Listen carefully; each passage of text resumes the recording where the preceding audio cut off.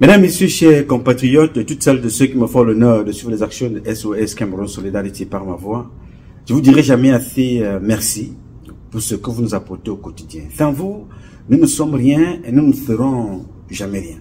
C'est pour cela que je ne manque aucune occasion, ici comme ailleurs, pour vous renouveler nos remerciements. Merci à toutes et merci à tous. Je voudrais ce matin avoir une pensée pour tous les enseignants camerounais. De la maternelle, du jardin d'enfants, de la garderie, au cours élémentaire, au lycée, au collège, dans les universités. Je sais ce que vous avez fait pour nous. Apprendre à écrire nos noms. Je sais ce que vous représentez pour nos parents, les relais de l'éducation et de l'enseignement. Je sais ce que vous représentez pour le Cameroun, pour l'Afrique, pour le monde et même pour Dieu. Le premier professeur, Ntizama, je sais ce que vous représentez pour lui. Je veux donc avoir une pensée profonde pour vous spécialement ce matin, parce que en me levant ce matin, j'ai reçu de l'un de mes compatriotes sur place, l'un des agents de notre agence des investigations, l'agence fédérale des investigations, la vidéo de 3 professeurs d'université licenciés par un inculte que j'ai toujours dénoncé ici, monsieur Maurice Aurélien Soso. Ce monsieur qui a créé beaucoup de torts et qui continue d'ailleurs à faire beaucoup de torts à l'université, au Cameroun, aux familles, aux étudiants, aux enfants, aux enseignants. J'ai toujours dénoncé ce monsieur ici. Alors, en me levant dans ce matin, j'ai reçu cette vidéo de 3 de nos compatriotes, professeurs d'université. Madame Mandop Damaris, le professeur Ndop Gaston, le professeur Fridolin Nke, que je ne vous présente plus. Lui, il est connu dans les réseaux sociaux pour ses positions, pour la dénonciation de tout ce qui se passe. Il en parle depuis très longtemps. Les 2 autres, j'ai bien retenu, avant de vous faire écouter ce qui s'est passé, j'ai retenu une phrase qu'a dit, qui a été répétée, qui a été reprise là par Madame Mandop Damaris et par Ndop Gaston. Je ne suis pas un habitué des réseaux sociaux, disaient les 2. Et Ndop Gaston a enchaîné en disant plusieurs fois, il a été interpellé pour intervenir sur le climat social. Il a décliné la responsabilité. Non, il a dit non, je ne peux pas intervenir sur ce qui se passe au Cameroun, ça ne m'intéresse pas. Donc je ne peux pas en parler. Et c'est ce que je vous ai toujours dit depuis. Quand ça se passe à côté de vous, vous ne faites rien. Vous êtes une victime en sursis. Quand ça se passe à côté de vous, vous ne tirez pas de conséquences. Vous êtes une victime tout simplement en réserve. Ils s'occuperont de vous le moment venu. Que tu sois d'accord, que tu ne sois pas d'accord, quand arrivera le moment, ils s'occuperont de toi. Et c'est ce qui vous est arrivé. C'est ce que j'ai retenu dès la première phase là de ce que vous venez d'entendre. J'ai aussi relevé un propos. Je vous le dis avant de vous faire écouter la vidéo pour que chacun de vous prête attention. J'ai relevé un propos. J'ai connu Aurélien Soso par l'entremise des amis. Je n'ai pas connu Aurélien Soso en allant déposer mon dossier. J'ai connu Aurélien Soso par l'entremise des amis, dit Ndop Gaston. Troisièmement, j'ai des secrets d'Aurélien Soso que je me réserve de dénoncer ici. Quatrièmement, Aurélien Soso m'a donné des coups quand il se faisait introniser chef. Ça veut dire jusque-là qu'il y a une proximité d'une façon ou d'une autre. Mais est-ce que cette proximité-là donne le droit à Aurélien Soso de virer 3 professeurs d'université comme ça qui ont été d'une façon ou d'une autre, certains nommés par le président de la République ou alors nommés suivant les critères académiques et le parcours dont doit suivre un dossier. Est-ce qu'il a le droit de les virer comme ça? Je n'en sais trop rien. Je ne suis pas un universitaire. Je ne connais pas comment ça se passe. Je suis un soldat. Le métier de formation, c'est ce que je sais faire dans la vie. Protéger les humains. Investiguer. Protéger les frontières du Cameroun. Protéger les biens. Comprendre la stratégie. Étudier les armes. Toutes sortes d'armes. C'est ça que moi j'étudie. Je ne connais pas tout, mais c'est ce que je sais faire. Donc je ne connais rien dans le volet universitaire et comment ça fonctionne. Mais j'ai relevé un certain nombre de mécanismes. Cette jeunesse-là, qu'on veut réduire à un code particulier pour exister, vivre dans cette société, ou une série de codes qui passent par le sexe, les sectes, la corruption, le tribalisme, la politique. Et la politique. Et cette politique-là, que tu sois du parti au pouvoir ou de l'opposition, la politique n'est qu'un instrument. À l'intérieur là-bas, tu dois donner le fion, ou tu dois contribuer à quelque chose. On ne va pas t'employer parce que tu es docteur, tu es professeur, tu as une expertise. Il y a automatiquement quelque chose en contrepartie. Ont-ils refusé de contribuer? C'est la grande question. Ont-ils participé à un certain moment? Ils ont dit on n'en veut plus. C'est toujours des questions. Mais cela ne donne pas droit à Aurélien Soso d'utiliser les prérogatives de l'État, le pouvoir du peuple qui a été donné par le président au peuple, au président de la République et décentralisé par Paul Biya, au recteur, au gouverneur, au maire, aux ministres, aux directeurs généraux, pour pouvoir abuser ce peuple-là. Ces 3 fils de la République et filles de la République ont des familles. L'autre a 6 enfants. Tu te lèves comme ça un jour, toi-même avec une série de casseroles, tu décides de détruire les vies des enfants parce que tu t'appelles Aurélien Soso. Alors Aurélien Soso, c'est quelqu'un qui a une liste de casseroles dont les limites non même pas encore, ne peuvent pas être identifiées en ce moment. Détruire les vies des gens. Ces 3 que vous voyez là ont pris le courage, quelles que soient les interrogations qu'on peut y avoir, de venir parler publiquement. Combien d'entre eux vivent ces choses-là et personne n'en parle. Vivent ces abus et personne n'en parle. On a vu des morts, des enfants qu'on a retrouvés morts à l'université, là où dirige Soso. Enquête classée sans suite. De qui pensez-vous que vous êtes dans ce pays-là pour pouvoir martyriser, traumatiser, abuser les fils et les filles de la République comme ça, sans que personne ne se lève?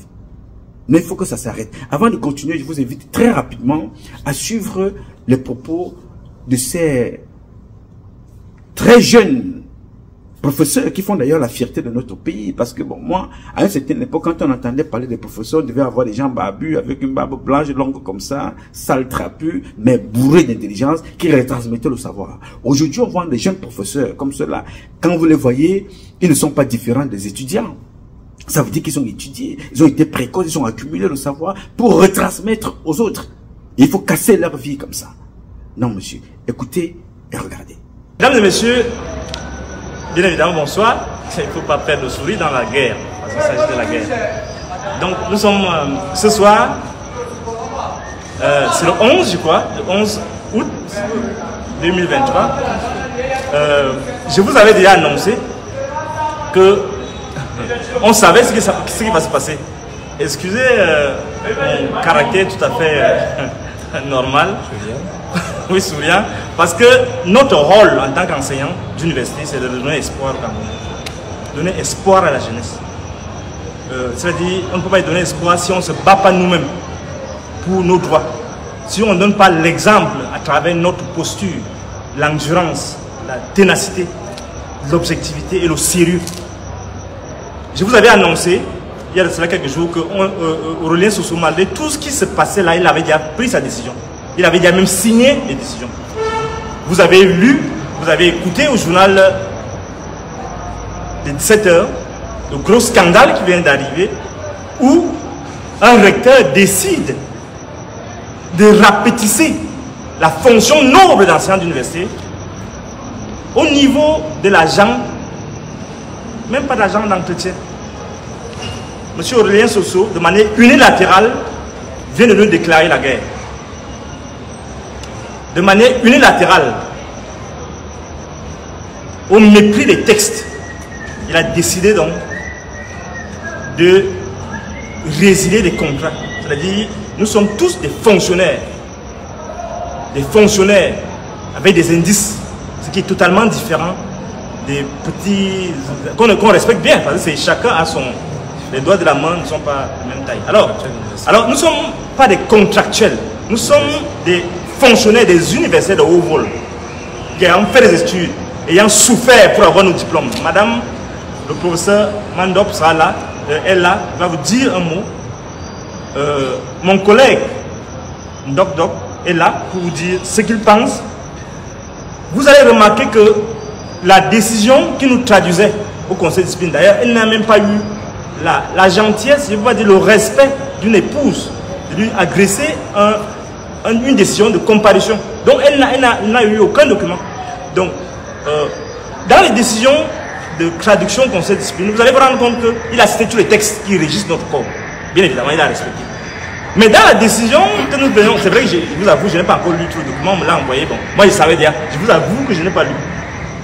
Je vous avoue que je n'ai pas encore lu la décision, mais je savais déjà qu'il va le faire, il va l'écrire. Donc dans cette décision, vous allez vous rendre compte que M. Aurélien Soso n'a même pas daigné revenir sur les textes au départ, à partir desquels il a voulu organiser sa haine. C'est de la haine. Nous ne sommes pas responsables de ces déviances sexuelles. J'insiste là-dessus.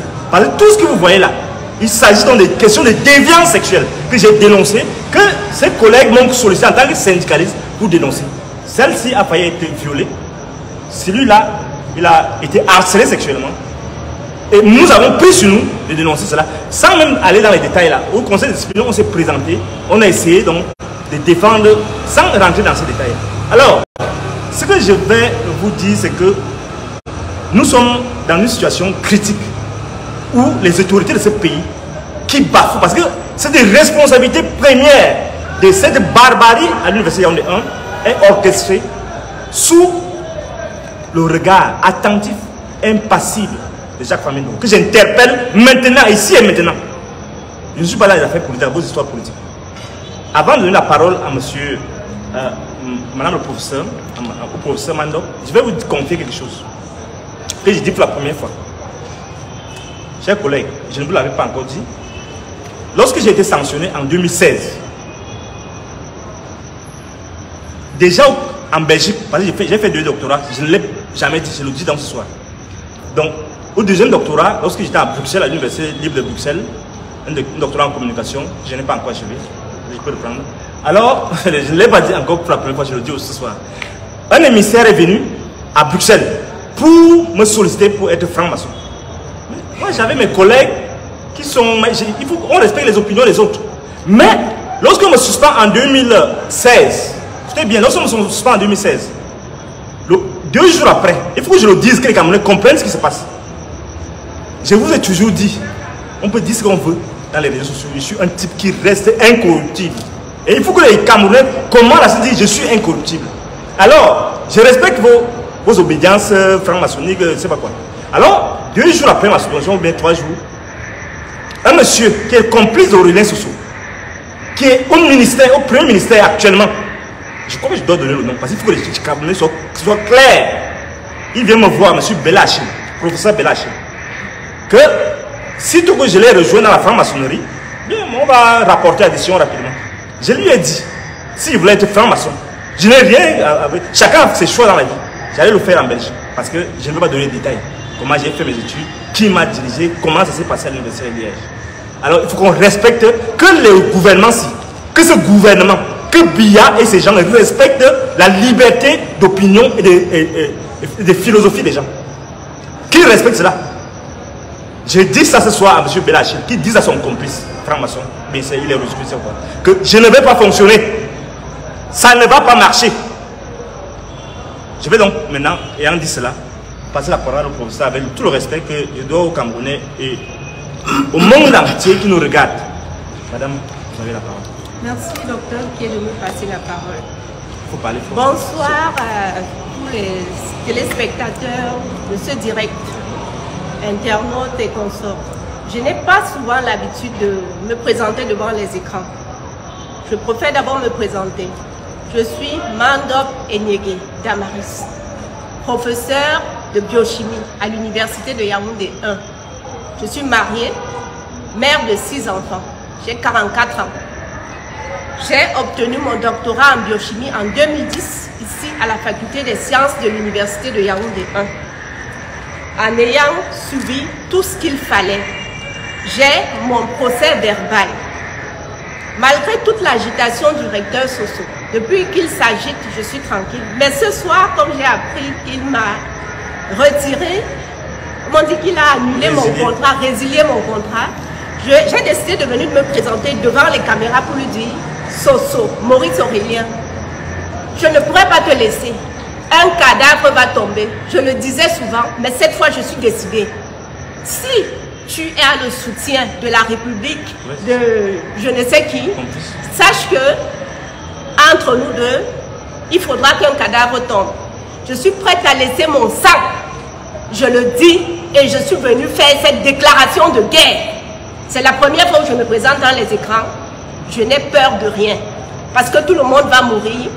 Et pour moi, il vaut mieux que je passe à martyr pour libérer l'université de Yaoundé 1 de ce monstre que vous êtes.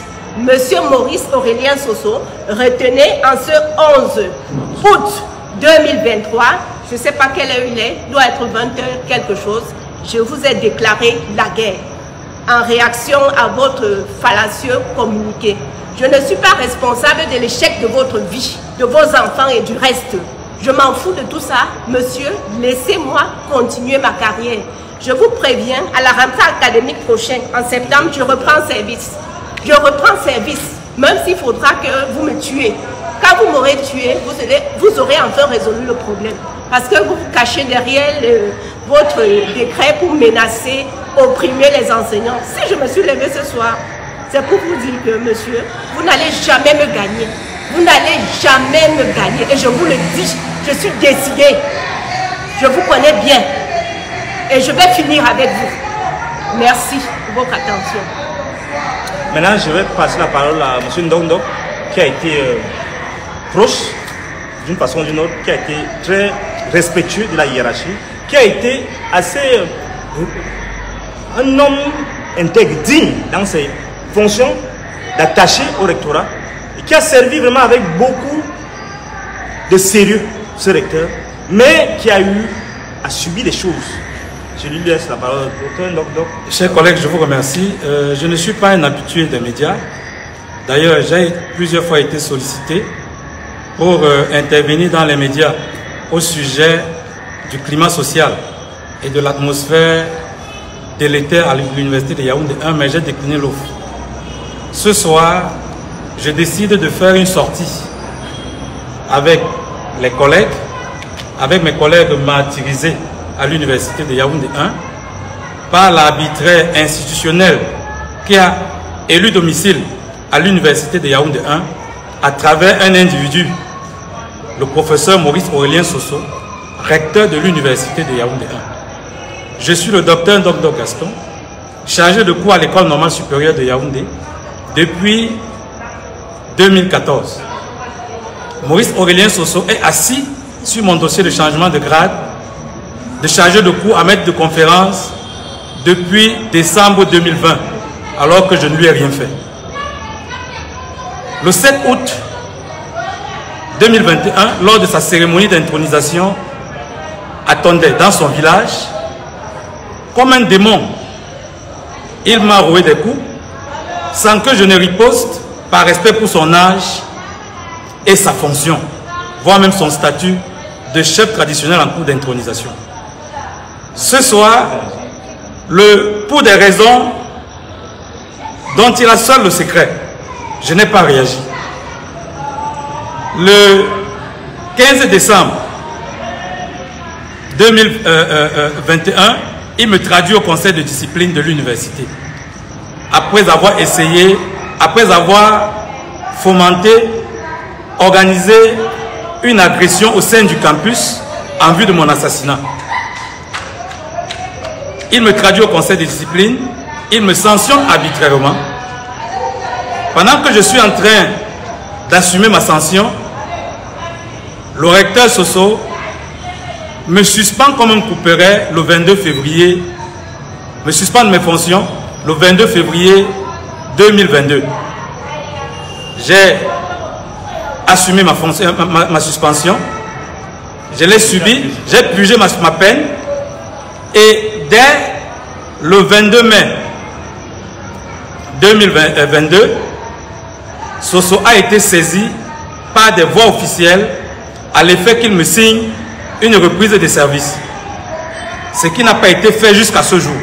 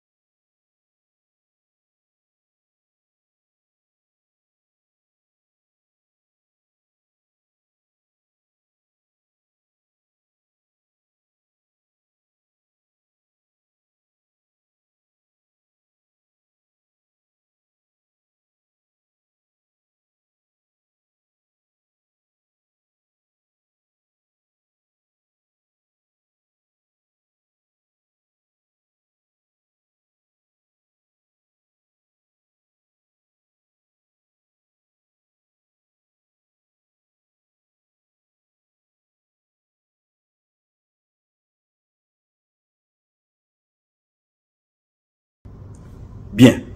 Vous avez donc écouté ces jeunes brillants de la société camerounaise, de l'intelligentsia humaine d'Afrique et du monde.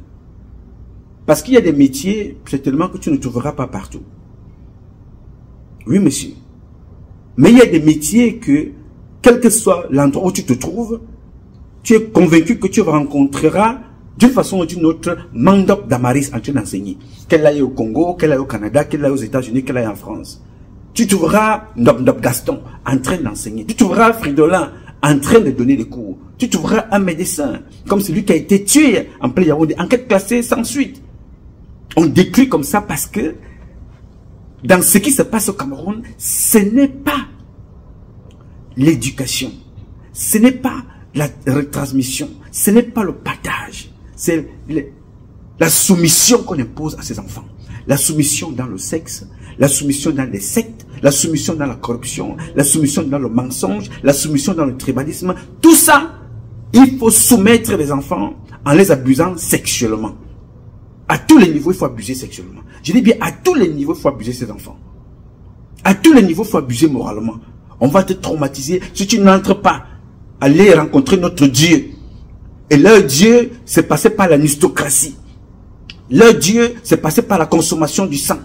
Leur Dieu, c'est passé par, en allant tuer ta mère, ton fils, ta fille, ton mari. Leur Dieu, c'est abandonner ton mari, aller coucher avec eux dans leur partouze. Mais quand tu dis non, ce n'est pas ce que j'attends. J'ai 6 enfants, comme dit Damaris Mandop. Je suis marié. J'ai une vie. Je quitte chez moi, je laisse mon mari, mes enfants, pour venir transmettre le savoir aux d'autres générations. Je ne suis pas une pute de la République. Je ne suis pas un matelas de Maurice Aurélien Soso. Je ne suis pas un matelas de qui que ce soit. J'ai un époux, j'ai des enfants que je dois encadrer. Je m'appelle professeur Ndop Gaston. J'ai une carrière à suivre. Je ne suis pas là pour que je me fasse violence physiquement. Que je sois abusé sexuellement. Ou qu'on tente de m'abuser. Ou qu'on me propose le sexe. Ou qu'on me demande de devenir... qu'on me défonce le fion. Je ne suis pas là-dedans. Mais peut-être, en vous accordant ces faveurs, en privilégiant le traitement d'un certain nombre de dossiers, on attendait quelque chose de vous. Mais une fois que vous avez été recruté, vous vous êtes rendu compte que voilà, c'est ce qu'on attendait de vous et vous avez dit non. Les conséquences sont là. Et vous avez raison de dire non. Mais, vous savez, avant vous là, vous trois qui parlez là, avant vous, il y a eu d'autres. Il s'appelait le professeur Baïbek. Vous avez vu ce qu'il a subi et qu'il continue d'ailleurs de subir. Avant vous, il y a eu le professeur Baïbek. Vous avez vu ce qu'il a suivi et qu'il continue de subir. Avant le professeur Baïbek, il y a eu qui d'autre? Messanga Nyamding. Toujours les mêmes personnes que vous avez citées là. Vous n'avez pas les mêmes âges. Vous n'êtes pas de la même génération. Mais vous êtes dans les mêmes institutions. C'est-à-dire, Baïbek se retrouvait privé de salaire. Humilié. Vous connaissez mieux que moi qui est Baïbek. Un professeur, un chirurgien qui a déjà au moins opéré au moins 6 à 7 000 personnes, qui a sauvé des vies. Mais pendant que Baïbek lui sauve des vies, Aurélien Maurice Soso, lui, il tue les vies. Pendant que Baïbek est dans des hôpitaux, dans des salles pour opérer, pour enseigner, pour transmettre, il sauve des vies. Maurice Aurélien Soso, lui, il tue des vies. Mais on réussit quand même, avec la complicité d'un autre nom, pour détruire sa carrière. Femme Ndongo. Avec la complicité de Femme Ndongo, on détruit sa carrière. Alors, quand vous interpellez le gouvernement, ça me fait toujours rire. Mais c'est normal, votre sortie et votre action. De la même façon que certains, dans la République, ont été recrutés à l'université, je ne sais pas comment est votre cas, vous avez cité, bien voulu citer comment vous avez été recruté, mais d'autres n'ont pas été recrutés pareil. Les gens que vous interpellez là, été recrutés par le réseau des uns et des autres. Ce n'est pas par un chemin académique. Quand on te parle de Mbela Achille, quand on te parle même du Premier ministre, comment a-t-il fait pour devenir Premier ministre? Quand on te parle du ministre de l'enseignement supérieur, comment a-t-il fait pour devenir ministre de l'enseignement supérieur? Quand on te parle du secrétaire général, comment a-t-il fait pour devenir secrétaire général? Alors, ces gens-là, je ne vous parle pas de tous les autres, mais vous vous posez la question, quand vous parlez là, vous parlez au peuple. Vous ne vous adressez pas à ces gens-là parce qu'ils sont dissociés du peuple. Ils ont leur monde à eux. Et les critères qu'ils vous demandent là, pour certains veulent coucher avec vous, pour certains veulent vous violer, pour d'autres garçons ils veulent vous rendre femme. Mais c'est le mode de recrutement par lesquels ils ont été eux-mêmes recrutés. Il faut les perpétuer pour que vous aussi vous fassiez la même chose. Alors quand vous vous adressez à Aurélien Soso, son maître, c'est Femme Ndongo. Femme Ndongo, son maître, c'est qui? Ils se connaissent dans la République. Donc quand vous parlez d'Aurélien Soso, vous parlez de tous les autres qui se tiennent comme ça. Ils sont comme ça, ils se tiennent. Comment pouvez-vous comprendre qu'il y a des morts à l'université? Il y a des viols à l'université, il y a des abus à l'université, mais jamais l'enquête n'aboutit nulle part. Jamais ça n'aboutit nulle part. Et ce qui vous arrive aujourd'hui, que je condamne avec la première énergie, je ne vous connais pas, mais je vous connais tous, parce que vous êtes mes parents. Vous êtes des filles et des filles de la République. Je n'ai pas besoin de manger avec vous sur une même table. Je n'ai pas besoin d'aller m'asseoir avec vous sur une même table pour considérer que vous êtes mes frères et sœurs. Vous êtes mes parents de sang. Alors je dois m'interposer, je dois prendre position chaque fois que l'un de vous est attaqué.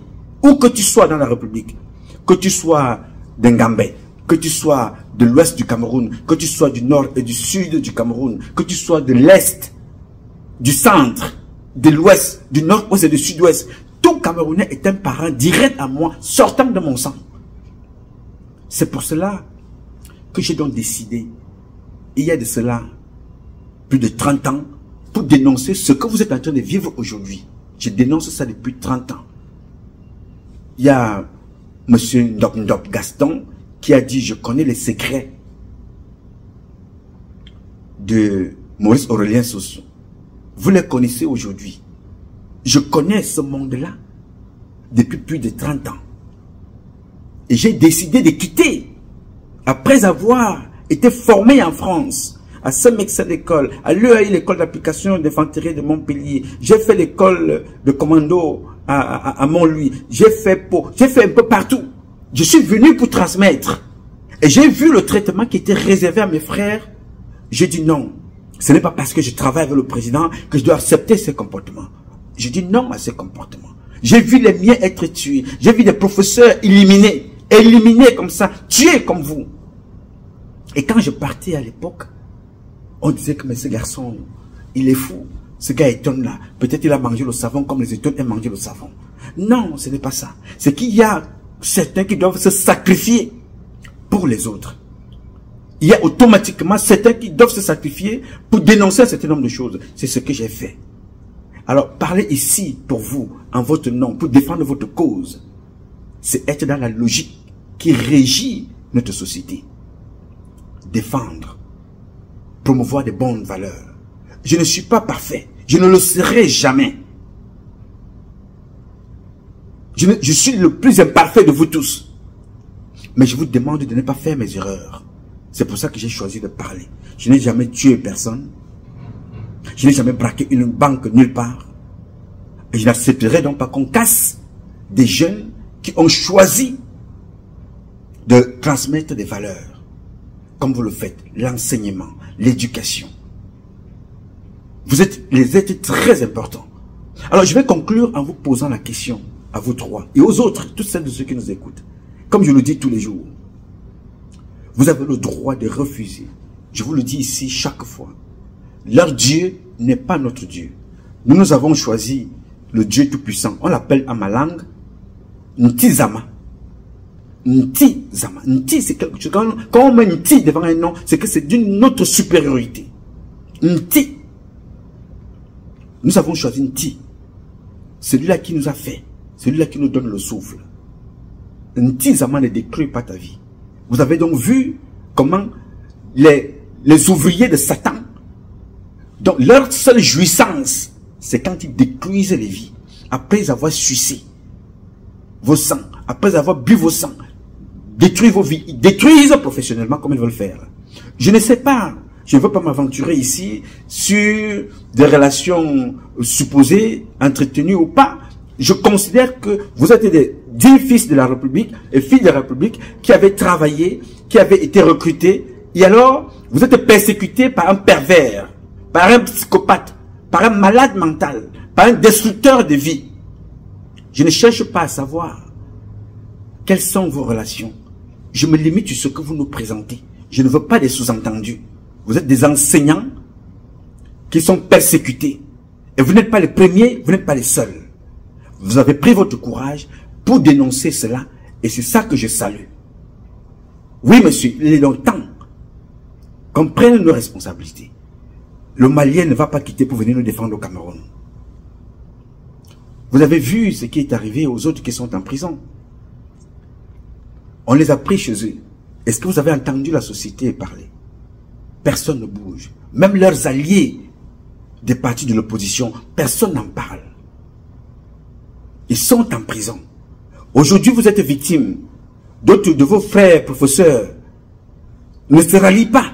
On vous laisse comme ça, seul, face à ces monstres-là, en train d'être démolis. Mais vous allez vous rendre compte que c'est quand vous serez démolis, ce que je ne souhaite pas, que d'autres victimes viendront et vous prendront un exemple. Non, ce n'est pas. Ils ont fait la même chose à Finolanke. Ils ont fait la même chose à Ndop Gaston. Oui, ils ont fait la même chose à Mandop Damaris. Mais aujourd'hui, c'est moi. Oui, je suis victime aujourd'hui. Mais quand on a fait à Mandop, on a fait à Ndop, on a fait à Finolanke, tu n'as pas bougé. Parce que tu pensais que toi, tu étais protégé. Tu avais un acquis, c'était là.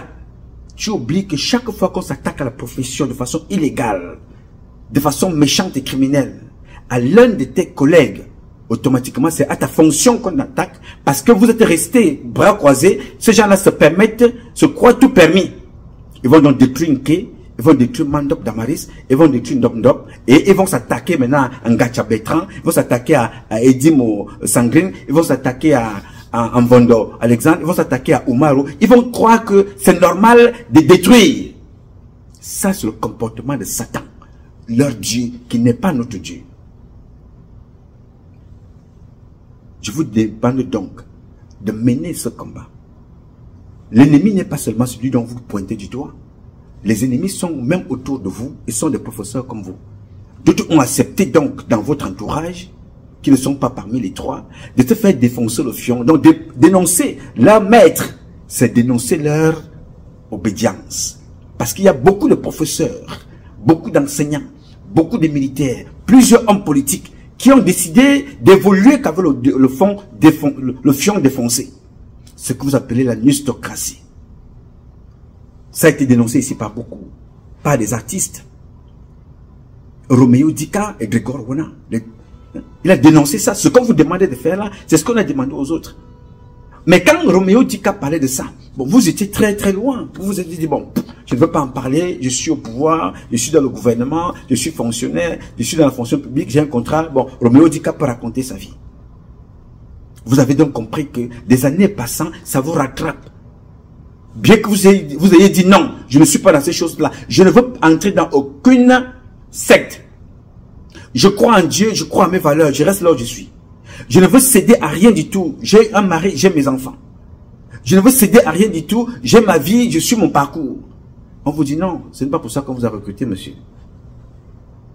Mais comme vous avez cru que quand ça arrivait à Pierre, à Paul, à Jacques, quand Nouma s'est exilé, certains, pas vous trois, d'autres se sont dit, bon voilà, bon, il parle parce qu'il a faim. Il parle parce que, bon, non. Non, je suis parti pour éviter que mes jeunes sœurs, mes jeunes frères, vous soyez victimes. Il fallait que j'aille loin pour parler. Alors, qu'est-ce que vous attendez quand vous parlez là? Vous attendez quoi? Mes chers frères, mes chères sœurs, qu'est-ce que vous attendez des gens qui ont détruit leurs propres enfants? Qu'attendez-vous qu'ils fassent de vous? Aurélien Soso appartient à une fédération. Aurélien appartient à une association. Aurélien Soso appartient à une équipe. Des gens qui détruisent. Il n'est pas seul. À l'intérieur, là-bas, il y a des magistrats. À l'intérieur, il y a des officiers de gendarmerie. À l'intérieur, il y a des hommes politiques. À l'intérieur, il y a des conseillers des BIA. C'est une association qui a une vocation de destruction massive de la société camerounaise, africaine. On les retrouve un peu partout dans le monde. Mais ils ne vont pas dépasser Dieu. Et c'est là où je suis d'accord avec vous. Ils n'ont pas le pouvoir de dépasser Dieu. Nous allons donc les combattre par tous les moyens. Alors, je vous ai entendu parler de mort. Soyez-en sûrs. Beaucoup sont morts pour le combat que vous avez engagé. Beaucoup sont morts parce qu'ils étaient des enseignants. Vous avez vu Atepe Yene. Vous avez vu Bibi Ngota. Vous avez vu Jules Koumoukoum. Vous avez vu Pios Ndjaoui. Vous avez vu Onambele Zibi, plus vieux que vous. Vous avez vu ceux qu'ils ont assassinés depuis très longtemps. Ils ont tué beaucoup. Le tout dernier est réputé Jean-Marie Benoît Mbala. On l'a tué devant vous tous. Et certains des colonels qui sont allés le tuer, ils les ont tués aussi. Ils ont tué des colonels qu'ils ont embarqués dans des sectes. Ils ont tué des officiers comme Serge Eto'o, dont on lui a demandé de donner sa femme. Il a donné. De donner son fils. De donner sa mère. Dès qu'on a tué lui-même, alors qu'il était en stage de capitaine, il est en stage de capitaine parce qu'il a tué sa femme. Il a donné sa femme. Yes, sir. Il a donné sa femme. Alors quand il a commencé à poser des questions, il était en stage, quand sa femme est décédée, il s'est dit, ah, parce qu'on avait fait une vidéo ici pour dénoncer ça, pour expliquer comment il a été tué, et là où il a été, et le jour où il a signé. J'ai dit tout ça ici. Yes, sir. Et quand il a suivi la vidéo, il est allé, la réunion qui suivait, poser la question que, mais, ce que j'entends Patrice Mouma dire là, est-ce que vous croyez que ça peut me prendre? On l'a dit, ah, donc tu commences à ouvrir les yeux. Après la mort de sa femme, au cours de la mort de sa femme pendant les cérémonies, il a présenté publiquement son fils qui devait suivre. Mais après la mort de sa femme, la réunion qui suivait après, il est allé poser la question après avoir vu ma vidéo. Et quand il a posé cette question-là, les gens se sont retrouvés 3 jours plus tard pour faire une autre réunion pour dire non, il commence à ouvrir les yeux, il risque de s'échapper. Lui qui était en stage de capitaine, ils ont coupé sa vie. Il a été assassiné. Et quand il a été assassiné, ayant déjà donné son fils, présenté son fils, avant sa mort, on a aussi pris son fils quand il est mort. Après son fils, on a pris sa mère. Voilà comment on a rasé toute une famille parce qu'un homme a voulu vivre heureux et mourir jeune. Il a épousé le dieu démon, le Satan. Et il a pris toute sa vie. Et c'est ce qu'ils font partout. Et c'est ce qu'ils font à la plupart d'entre vous. Je salue votre courage. Je salue votre action. Quel que soit ce que l'on peut dire, qu'on puisse dire ça et là, je salue votre sortie et votre volonté de dénoncer cet état de choses. Mais ça ne va pas être facile pour nous. Mais nous allons nous battre pour que ces comportements-là s'arrêtent et que chaque fois qu'un enfant est professeur, chaque fois qu'un enfant est enseignant, chaque fois qu'un enfant décide de se lever dans cette société, il faut qu'il soit respecté pour ce qu'il apporte dans la société, pour ce que Dieu a fait de lui, pas pour ce qu'ils veulent faire de lui. C'est-à-dire un objet sexuel. Je voudrais donc ici vous apporter mon soutien inconditionnel. Je dois vous soutenir. Nous allons dénoncer cet état de choses. Beaucoup sont comme vous, encore là-dedans, mais ils sont cachés, ils ont peur. Ils sont cachés, ils sont malades parce que Soso les a rendus malades. Ils sont cachés, ils sont malades parce que Femme Dongo les a rendus malades. Ils ont transmis des maladies. Beaucoup sont malades. Beaucoup viennent à l'université. Vous les voyez, des boulassons de locumènes. Porter des couches pour venir parler aux étudiants. Je vous soutiens. Souvenez-vous de ce qu'avait dit l'un des vôtres en train de donner des cours. Vous vous rappelez de ce qu'il avait dit, peut-être vous avez oublié. Écoutez encore, regardez.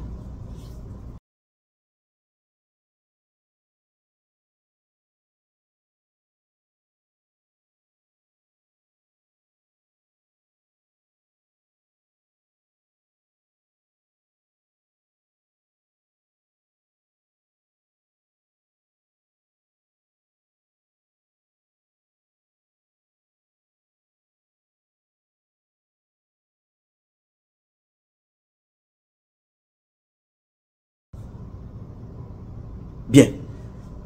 Il vient dire ça là. Et vous avez vu ce que c'est que sa carrière. Je connais personnellement Messanga Nyamding depuis la France. C'était un très grand sportif. On a joué au football ensemble. Un amoureux du RDPC. C'est un gars qui est... Il a Paul Biya dans le sang. Mais comme on n'a pas réussi à le soumettre dans d'autres domaines, on décide de le discréditer. Les plus grands, en fait, du moins, ceux qui sont comme vous, qui peuvent parler en votre nom, ils ont été récupérés, mais qui parlaient déjà comme vous hier. Ils parlaient exactement comme vous hier. Dénoncer ces comportements-là. Qu'est-ce qu'on a fait d'eux? On les a récupérés, on a dit, chut, taisez-vous, il s'appelle Mathias Owonangini. Écoutez ce que disait Mathias Owonangini hier. Écoutez et regardez. Vous avez un chef qui à lui seul est un État. Hein, c'est un peu ce qu'un politologue ivoirien, bénino-ivoirien, mort, Tessi Bakari, appelait à propos de la Côte d'Ivoire l'État-président. Ce qui a l'origine... Autant d'Oufoué-Boigny, mais c'est un système qui continue à structurer l'histoire de la Côte d'Ivoire, même après la crise post-électorale de 2011, et qui va continuer à créer des problèmes à la Côte d'Ivoire. Or, ce type de structuration existe aussi dans d'autres pays africains, notamment au Cameroun. Et à mon avis, ça peut produire des effets extrêmement négatifs pour le Cameroun. Voilà pourquoi je ne suis pas trop en faveur de cette logique. Docteur Owonangini, je vais revenir un peu aux jeunes, hein, Mathias Eric Owonangini. Oui. Comme j'ai dit, votre père, de professeur Owona, il a été ministre de l'Éducation nationale, la santé publique, jeunesse et sport, contrôle supérieur. C'est pas moi qui l'ai nommé. Hein. Oui, on sait. Je suis en train de dérouler ministre de l'enseignement supérieur, secrétaire général adjoint à la présidente, secrétaire général à la présidente. Oui. Docteur Owonangini, lorsque on commençait à lire on déroule le gouvernement là. Oui. Comment vous sentiez-vous? C'est-à-dire? Quand on lit les noms, c'est-à-dire il y a un nouveau gouvernement. Oui, ben ça vous attendez comme vous attendez un résultat? Le papa va bouger? Bon, peut-être, mais c'est tout à fait normal puisque je suis son fils. Mais bon, après un certain moment, voyant comment ça se passe, je me demande même si cette affaire-là est vraiment utile. Quoi ça? Oui, ben, ça dit, moi je ne pense pas à l'utilité d'un système où les gens sont présidents pendant 30 ans ou 40 ans, hein, comme notre président actuel, où les gens sont ministres pendant 20 ans. Donc vous ne voulez pas que votre père occupe tant de postes? Laissez-moi continuer. Moi je pose des problèmes de principe, je ne pose pas des problèmes d'individu.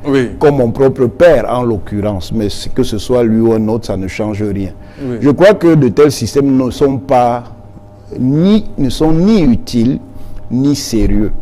On peut, sur des périodes plus courtes, permettre à ceux qui ont des fonctions de direction politique à exercer d'être plus efficaces, précisément parce qu'ils savent qu'ils ont un temps limité.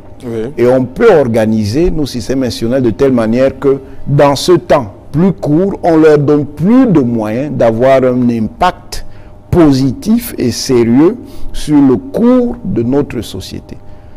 Voilà pourquoi moi, ce genre de système ne m'intéresse pas. Parce que même si vous avez des personnes talentueuses, brillantes, ayant même une certaine orientation morale, pour le dire simplement, bon cœur, dans un tel mécanisme, il y a toutes les chances que ces personnes soient perverties par les systèmes d'intérêt qui se cristallisent évidemment chaque fois qu'il y a un pouvoir, un ordre de pouvoir. Et à un certain moment, elles n'auraient plus ni le talent, ni les qualités qu'elles avaient au départ. Parce que ces intérêts sordides vont les détourner de ces voies-là. Donc moi, je ne crois pas trop à ce genre de choses. Et j'estime d'ailleurs que pour qu'on ait une société véritablement plus stable, au-delà de la stabilité apparente et la stabilité médiocre qui est la nôtre, nous sommes bien stables, mais nous ne sommes pas stables de manière à prendre en charge de façon satisfaisante les aspirations et les ambitions de la plupart de nos citoyens, qu'on ait des sociétés qui fonctionnent sur une autre base que celle-là. Voilà, vous dites, professeur docteur Onanguini, qu'un intellectuel doit exercer une fonction critique vis-à-vis de la société dans laquelle il vit. Hein, une fonction critique qu'il expose bien évidemment à d'éventuels démêlés. Et que pensez-vous donc de ces intellectuels qui ont décidé de marcher avec le pouvoir? D'abord parce qu'en gros, s'il peut y avoir des intellectuels de pouvoir, tous ceux qui sont au pouvoir et qui font fonction d'intellectuels de pouvoir n'en sont pas. N'en sont pas. Même l'intellectuel de pouvoir a une ligne critique. Il met simplement son esprit critique au service d'une orientation politique. Mais quand il estime que cette orientation politique n'est pas suivie de manière sérieuse et crédible par le groupe politique auquel il appartient, il le signale, et il le signale publiquement, en prenant position, en s'exprimant oralement par des déclarations publiques, en faisant des éditoriaux ou des chroniques, en écrivant même des essais pour critiquer le fonctionnement réel qui correspond à la gestion du groupe politique auquel il appartient. C'est ça un intellectuel même de pouvoir. Il critique et puis ensuite il dit à ses amis politiques: j'ai fait les critiques, voici donc les solutions qui peuvent permettre de corriger ce qui m'apparaît comme ne fonctionnant pas dans le cadre de notre gestion politique. Ceux qui tiennent lieu d'intellectuels de pouvoir, en fait, ne sont pas des intellectuels. Vous les appelez ce courtisans sont lettrés. des clercs. Oui. Je ne dirais pas les courtisans parce que c'est désobligeant. Ce sont des clercs. Le clerc, c'est quoi? Le clerc, dans les ordres politiques et sociaux du Moyen-Âge en Occident, c'est quelqu'un qui met son intelligence, son savoir, ou ce qu'on va appeler beaucoup plus tard, hein, disons 19e, 20e siècle, oui, son expertise, au service d'un pouvoir. Ça veut dire qu'il est là pour légitimer le pouvoir, rendre ce pouvoir acceptable. Il peut avoir des compétences intellectuelles, il peut avoir des aptitudes intellectuelles, mais sa manière d'agir fait qu'il n'est pas un intellectuel. Il ne faut donc pas confondre le clerc, celui qui fait partie de la cléricature, parce que clerc, ça renvoie à la fois à cléricature et à clergé. Il ne faut pas confondre le clerc avec l'intellectuel. Oui. L'intellectuel peut avoir toutes les sensibilités. Il peut être conservateur, réactionnaire même, il peut être réformiste, il peut être libéral, il peut être radical, il peut être révolutionnaire. Mais il a toujours la fonction critique quand il examine la réalité. Voilà, docteur Onag, vous pensez que c'est faisable chez nous, dans notre société? Bon, si vous estimez que ce n'est pas faisable chez nous, ça veut dire que chez nous, les conditions de la liberté, les conditions culturelles de la liberté, les conditions morales de la liberté n'existent pas. La liberté ne peut pas exister là où il n'existe pas l'acceptation de l'esprit critique, ouais, c'est-à-dire de la capacité à aller à contre-courant de ce que sont les idées dominantes. Maintenant, on peut tout à fait réguler cet esprit critique, mais on ne peut pas complètement le supprimer. Quand on le supprime, on est donc dans une société qui est complètement dogmatique, et le dogmatisme, en fait, c'est l'esprit des sociétés répressives, pour ne pas dire dictatoriales. Voilà. Le Cameroun n'est pas une dictature. Le Cameroun est une dictature, mais c'est une dictature libérale. Parce qu'il y a des dictatures de différents types. Oui. Il y a des dictatures libérales, c'est-à-dire des ordres sociaux qui sont en évolution. Il y a déjà un certain nombre d'éléments de la liberté au Cameroun. On peut être critique, oui, du système camerounais, on peut même être critique du régime camerounais et voir qu'il y a des éléments de cette liberté. Mais pour construire un système démocratique, la liberté ne suffit pas. Il faut encore qu'on apporte un système de garantie de cette liberté pour que cette liberté puisse fonctionner au profit de tous les acteurs de la société. Il faut encore que dans ce système de liberté, ceux qui jouent le rôle de régulateur, d'arbitre, se soumettent lui-même aux règles. Ça veut dire que l'arbitre central qui conduit le match, oui, il va arbitrer en fonction d'un code de jeu qui est arrêté et connu d'avance. Ça veut dire donc qu'il faut qu'il y ait ce qu'on appelle l'état de droit. Et cet état de droit-là est alimenté donc par des valeurs de liberté. Ensuite, il est important également qu'à la liberté, à cette auto-limitation par le droit, on ajoute de la solidarité. une solidarité qui est double, une solidarité qui vient des individus, des personnes et des groupes sociaux, mais une solidarité qui est également institutionnalisée, de telle manière que dans un certain nombre de situations, ce soit les institutions publiques qui prennent en charge un certain nombre de questions pour en fait protéger les plus faibles. Voilà. Bien. Celui qui parlait là, c'est Mathias Ouonangini. Mais si vous écoutez le même Mathias Ouonangini aujourd'hui, dans les mêmes plateaux télévisés, sur Vision, whatever, vous allez comprendre comment cette société-là fonctionne. C'est pour ça que vous êtes seul. Parce qu'on récupère certains d'entre vous, comme on t'a sollicité de rejoindre un cercle, on te récupère et on te dit, voilà, tu dois parler au nom de notre démon. Ne parle pas au nom de la logique sociétale. Ne parle pas au nom de la logique des valeurs. Parle au nom de la logique qui détruit des vies. Il parlait comme vous, il s'appelait Charles Atebeyene. Il avait des débats avec certaines personnes qui sont dans des loges. Ces loges-là qui n'ont Dieu que de la destruction, pendant que d'autres, dans d'autres cieux, sont là pour développer leur pays. D'autres développent leur pays. Mais des loges sont au Cameroun pour détruire les nôtres et les vôtres. Nos vies et vos vies. Allez regarder ce que c'est aujourd'hui que Mathias Ouonangini. Et quand vous avez écouté ce qu'il disait à l'époque, vous avez donc compris comment cette société-là fonctionne. Vous avez compris comment ces gens-là se comportent. Alors faites très très attention. Il est longtemps que, comme je vous le dis tous les jours, je ne crois ni à la politique, je crois à la révolution populaire. Ce que vous êtes en train de faire est une révolte, une révolution. Les enfants indignés d'un certain nombre de comportements. Je refuse d'aller dans les sous-entendus. Non. On ne peut pas construire une vie en sous-entendant que quand tu te lèves, tu parles, on dit que non, c'est parce que tu as faim. Tu parles parce que... Non. Vous parlez parce que ce sont des comportements irresponsables, indignes, qui ne méritent pas de prendre cours de façon permanente dans nos vies quotidiennes. On doit respecter ce que c'est qu'une femme mariée. Et vous savez ce qui est arrivé en Vondo, Mokulon Vondo? Il est allé coucher avec la femme de quelqu'un. Il était obligé de fuir en escaladant. Le mari a détruit la voiture. Il s'est échappé. Mais où est Mokulon Vondo? Il est aux affaires.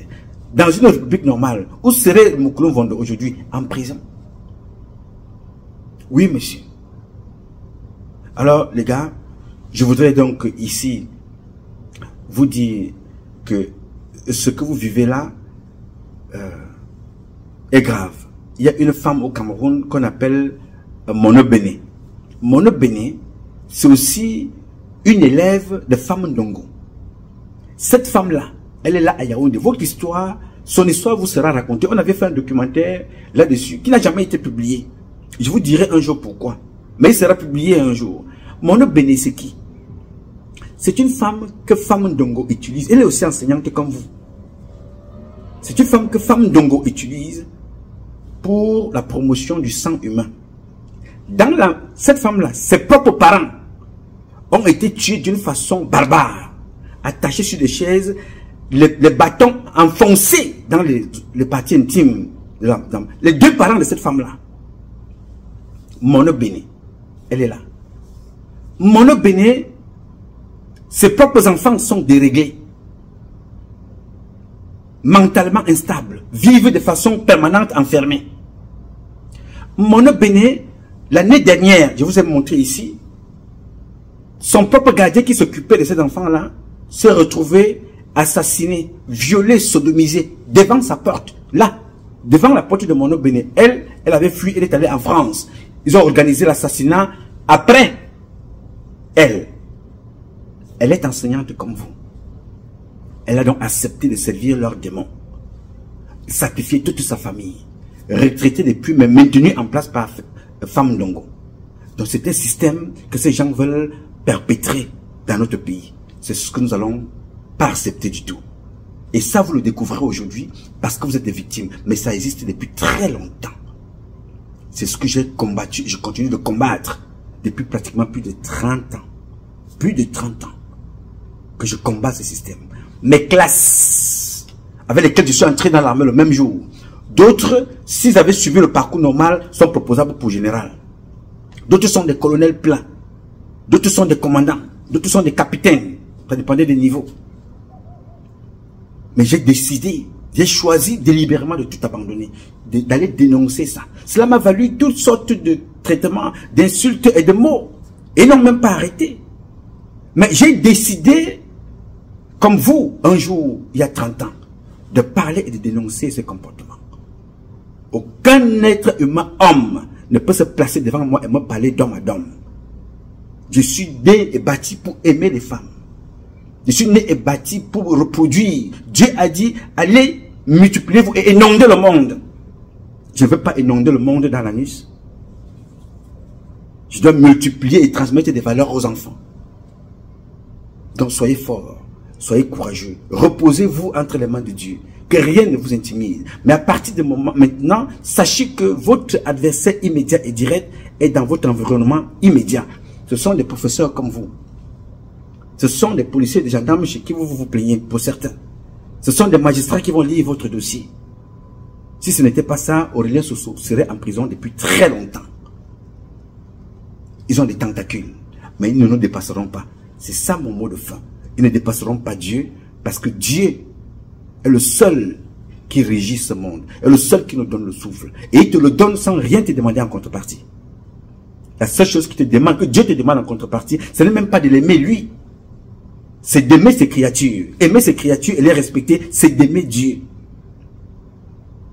Alors il ne permettra pas que quelqu'un te fasse du mal, ou quelqu'un vous fasse du mal. Parce que vous êtes la créature de Dieu la plus précieuse que nous sommes, les hommes, les femmes qu'il a créées. Je suis donc de tout cœur avec vous. Et je serai de tout cœur avec vous en tout lieu et en toutes circonstances. Nous allons nous battre ensemble. C'est un combat qui ne se limite pas au Cameroun. C'est un combat qu'on mènera partout dans le monde. En commençant là où nous sommes nés, le Cameroun. Alors, Mandop Damaris, professeur. Ndop Ndop Gaston, professeur. Fidelenke, professeur. Vous n'êtes pas seul. Il y a vos aînés, vos dévanciers qui ont vécu les mêmes choses. Mais Sanganyam dit professeur. Professeur Baebek a vécu la même chose. Donc vous n'êtes pas seul. Nous sommes ensemble avec vous. Et nous ne vous laisserons pas seuls. Vous pouvez compter sur nous. En tout lieu et en toutes circonstances, je serai présent. Je m'appelle Nouma, Patrice Nouma.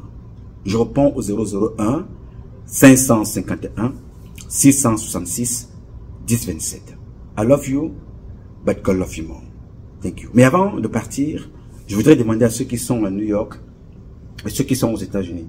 Il y a eu à New York pratiquement près de 3000, au moins, ils sont plus simples, de 3000 migrants qui sont arrivés. Le maire de New York a fait une sortie pour dire vraiment, lui il est dépassé. Il a besoin d'aide. Parmi ces Africains, parmi ces migrants, ces immigrés qui sont arrivés, il y a des Africains, il y a des Camerounais, il y a des Sénégalais, il y a des humains. Je vous demanderai donc, chacun d'entre vous, nous avons été, beaucoup sont passés par là. Sentez-vous responsable aussi. Apportez un soutien, même si vous ne pouvez pas aller prier pour ces enfants-là, pour que la situation trouve une solution positive, qu'ils aient des papiers pour travailler, pour aider leur famille. Si vous pouvez passer par là, laissez une pièce, laissez une serviette, une brosse à dents, une pâte dentifrice, 1 centime, c'est toujours très important. Mais si vous ne pouvez pas, demandez aussi des messes pour eux, parce que c'est très compliqué, c'est inhumain ce que ces enfants-là vivent, après avoir parcouru des mois et des mois dans des forêts pour arriver aux États-Unis. Vraiment, il est question que votre côté humain vous retrouve et que chacun d'entre vous apporte sa modeste contribution. Je voudrais attirer votre attention là-dessus. On gère les conséquences ici. Pourtant, les causes sont entretenues dans notre pays, le Cameroun, dans notre continent, l'Afrique. Parmi ces enfants que vous voyez là, il y a des Mandop Damaris, il y a des Ndop Ndop Gaston, il y a des Fidelenke, des professeurs, des enseignants, des enfants qui ont les têtes pleines, qui en avaient marre. Ils ont dit, voilà, nous partons, nous allons chercher ailleurs ce que nous laissons dans notre pays. Les meilleures conditions de vie. Dans nos pays, c'est notre pays qui produit ce qui est consommé ici. Mais les enfants quittent la production pour aller chercher là où il y a la transformation. Donc les gars, je voudrais vous dire, vous qui êtes aux États-Unis, à New York en particulier, si vous avez des possibilités de faire quelque chose, faites. Et en attendant, pensons le changement. N'oubliez pas, il faut que ça change. Dieu ne fera pas la magie. Dieu ne fera pas de miracles sans nous. Les trois qui parlaient là ont décidé d'appeler Dieu en se manifestant. Ils ont décidé d'interpeller Dieu en se levant en disant, Seigneur, donne-nous la force de parler pour interpeller. C'est bien, c'est ma communauté qui s'agrandit. La communauté des indignés.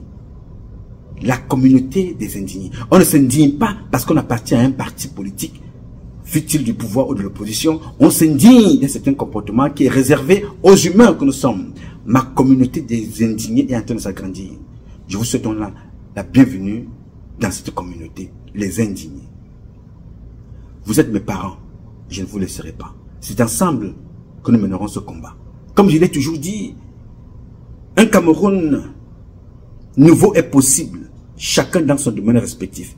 C'est avec la volonté, le courage des Camerounaises et des Camerounais, comme vous autres là, Damaris, Mandop, Ndop Gaston, Fridolanké, et les autres qui se battent, y compris ceux qui sont en prison. C'est avec votre courage, votre disponibilité, votre volonté, que nous vaincrons avec la bénédiction de Dieu. N'ayez pas peur, disait le pape Jean-Paul II. N'ayez pas peur. C'est avec le courage qu'on réussit à vaincre des choses. I love you, but God love you more. My name is Numa, Patrice Numa. I live in America, in New York especially. My phone number is 551-666-1027. I love you, but God love you more. Thank you.